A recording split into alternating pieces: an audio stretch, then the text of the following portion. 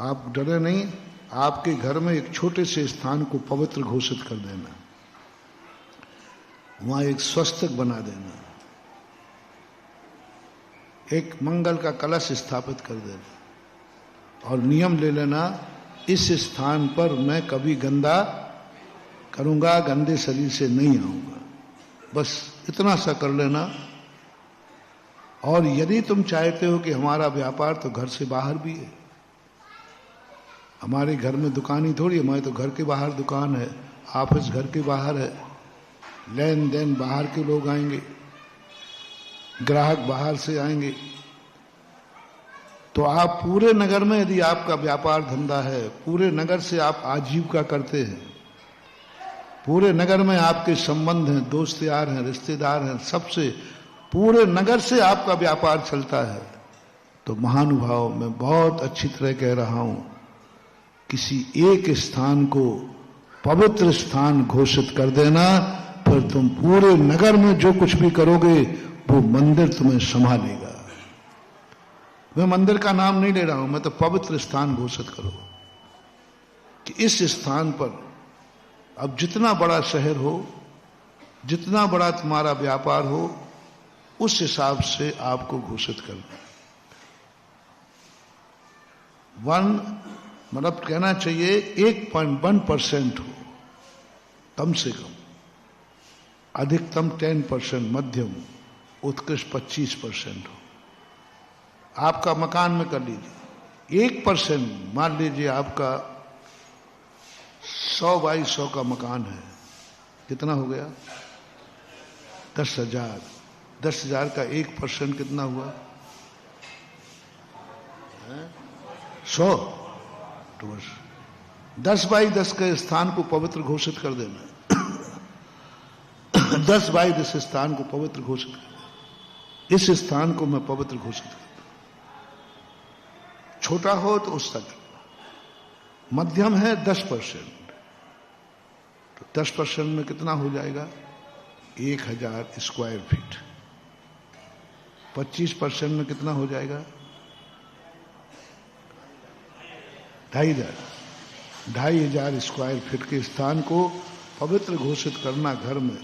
ये रेशो तो मैं दे रहा हूं बहुत बड़ी, बाद में आके मत पूछना वास्तु मास्तु, हमसे अलग कमरे में कुछ मत पूछना, मैं सब कुछ प्रवचनों में बता देता हूं, क्योंकि कमरे में बताऊं तो झाड़ा फूंकी है और प्रवचन में बताऊं तो उपदेश है। उपदेश से जो लेना है, जितने स्क्वायर फुट का मकान है उतना 1%, 10%, 25% आपको पवित्र स्थान घोषित करना है। बस आप पवित्र तुम वैसे नहीं रख सको, तुम्हारे बच्चे नहीं रख सकें, तो उसको पूजा गृह नाम दे दो, वहां कुछ मांगलिक चीज रख दो, भगवान को नहीं रखना, भगवान की फोटो रख देना, भगवान की फोटो रख दो, क्योंकि पवित्र स्थान में और भगवान के स्थान में अंतर है। पवित्र स्थान जितना घोषित करो उतने में ही रह जाता है, लेकिन पवित्र आत्माएं के लिए जितने में बैठती हैं उतना नहीं, उनसे जितना उनकी साइज है उससे 12 गुना क्षेत्र पवित्र चाहिए।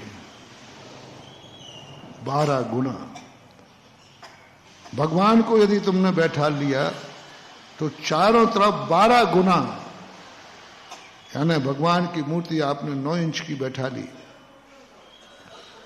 और जो कमरा आपने मन भगवान के बैठने को निश्चित किया है उससे 12 गुना चारों तरफ आप कोई गंदा कार्य नहीं कर सकते, आप शयन नहीं कर सकते, आप भोजन नहीं कर सकते, आप जूते चप्पल नहीं उतार सकते, आप जूठे नहीं जा सकते। मान लीजिए आपने कमरे को 10 बाई 10 का लिया, अब चारों तरफ 12 गुना करो। जैसे आपने 100 फुट लिया तो 100 का 12 गुना कितना हो जाएगा? 1200 स्क्वायर फीट में आप कुछ भी गलत कार्य नहीं करोगे, क्योंकि वहां भगवान बैठ गया, वहां पवित्र आत्मा बैठ गई। अब 1200 स्क्वायर फीट में आप पूरे चारों तरफ से रेडियस से लेकर के उसको पवित्र कीजिए। इसलिए घरों में कभी पवित्र आत्मा को मत बैठालना, क्योंकि पवित्र आत्मा का होरा बड़ा होता है। होरा जानते हैं? होरा बड़ा होता है। तो पवित्र आत्माएं उतने ही स्थान को पवित्र नहीं करती हैं जितने स्थान में जितना उनका होरा होता है। उस होरे के बराबर पवित्र स्थान चाहिए। और जघन्यतम होरा 12 गुना बताया है कि 12 गुना हर पवित्र आत्मा का, मूर्ति का 12 गुना रेडियस में वो भावामंडल पवित्र। उस एरिया में तुमने गड़बड़ किया तो मंदिर में भगवान के सामने गलत करने का जो पाप है वह पाप के भागीदार हो गए। 12 गुना स्थान छोड़। जितना मंदिर का संकल्प किया आपने पूजा करेगा, चारों तरफ रेडियस बनाओ 12 गुना। कठिन है कि नहीं? इसलिए घरों में कभी भगवान नहीं रखना। वे बड़े बड़े आदमी चक्रवर्ती अलग थे जिनके मकान ही किलोमीटरों में थे, बाग बगीचा थे। तुम्हारा एक छोटा सा मकान है। आप देख लिए जिनके घरों में मंदिर होता है वो घर पीढ़ियां खत्म हो जाती। महाराष्ट्र, दक्षिण भारत जाइए, हर घर में भगवान बैठे हैं छोटे से जैनियों के। आप देखो दरिद्रता कितनी है, गरीबी कितनी है, परेशानी कितनी है, कितनी परेशानी, कितनी दरिद्रता है। क्या कारण है? मूल कारण है कि तुम 12 गुना स्थान छोड़ो भगवान को बैठाला है।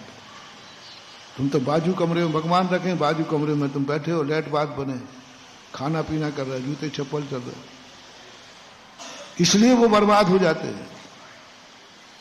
इसलिए गृह चैत्यालय का उल्लेख का अर्थ है नहीं कि घर में चैत्यालय। गृह चैत्यालय का अर्थ होता था निजी चैत्यालय। चक्रवर्ती आदि राजा महाराजा, उनकी रानियां, बच्चे बाहर नहीं जा सकते थे तो उनका खुद का मंदिर बना लिया जाता। और उस स्थिति में जाकर के तुम लोगों को विचार करना चाहिए, घरों में मंदिर नहीं रखना, कोई मूर्ति नहीं रखना। फोटो का कोई रेडियस नहीं होता, फोटो पूज्य नहीं होती। मैंने पूज्य कहा है, फोटो छाया है, पूज्य नहीं है। मंगल कलश का कोई रेडियस नहीं होता, स्वस्तिक बना दीजिए। और भगवान रखना है तो फिर आप इतना बड़ा दीजिए, और जिस हिसाब से मकान है उस हिसाब से। इसलिए हर व्यक्ति को अपने घर में एक पूजा स्थल बनाना है, पवित्र स्थान बनाना चाहिए। अब नगर आपका कितना बड़ा है, कितनी बड़ी कॉलोनी में कितना बड़ा, आप उस हिसाब से आपके नगर का मंदिर बनना चाहिए। पर जितना बड़ा मंदिर बनाओ उससे 12 गुना स्थान आपको छोड़ना है।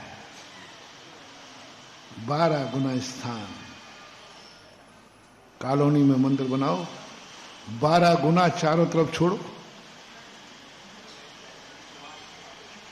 12 गुना चारों तरफ छोड़िए, क्योंकि उस मंदिर का आभा मंडल होगा और उस एरिया में तुम्हारा मकान चपेट में आएगा। तुम चपेट में आओगे, कुछ भी गड़बड़ करोगे तो आपका गड़बड़ होता है।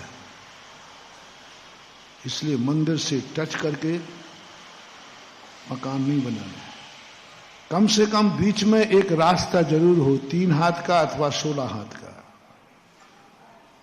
और बीच में रास्ता बना करके बिल्कुल स्पष्ट दोनों का डिवाइडेशन होना चाहिए कि तुम्हारी वर्गणाएं वहां ना जाएं, उनकी वर्गणाएं वहां ना जाएं। और मंदिर की तरफ जो दीवार हो वो इतनी मजबूत बनाओ, इतनी मजबूत बनाओ कि उस मंदिर का आभा मंडल भी तुम्हारी दीवार में प्रवेश न कर जाए और तुम्हारी वर्गणाएं मंदिर में प्रवेश न कर पाए। तो एक नगर का मंदिर आपको घोषित करना है, जिसे आपको अपना मानना है कि यह मंदिर से मैं अपना संकल्प करता हूं, ये मंदिर से हमारा जुड़ाव होगा, ये मंदिर हमारे कुल का इष्ट होगा, इस मंदिर के अंतर्गत हम आएंगे। ये मंदिर अधिकार नहीं, कब्जा नहीं कह रहा हूं। हाँ, नहीं तो तुम तो मार महाराज, इसलिए तो हम सागर वालों ने सब कब्जे करके रखे हैं। कब्जा नहीं कह रहा हूं, आपको मानना है कि मैं इस मंदिर के अंतर्गत, इस मंदिर में हम पूजा पाठ करेंगे, इस मंदिर में हम कभी राग द्वेष नहीं करेंगे। मोटिवेशन, जिस मंदिर को तुमने अपना मान लिया है कि मंदिर के अंतर्गत आते हैं, आज नियम ले लेना महानुभाव, उस मंदिर में कभी राग द्वेष नहीं करना, उस मंदिर से राग द्वेष नहीं करना। परसों हमने सभी मंदिरों को कहा था कि मंदिर से नहीं और मंदिर में नहीं। क्या कहा था? मंदिर से नहीं और मंदिर में नहीं, मंदिर के संबंध मीटिंग में नहीं, मंदिर के संबंध में मीटिंग है, कोई राग द्वेष नहीं करना।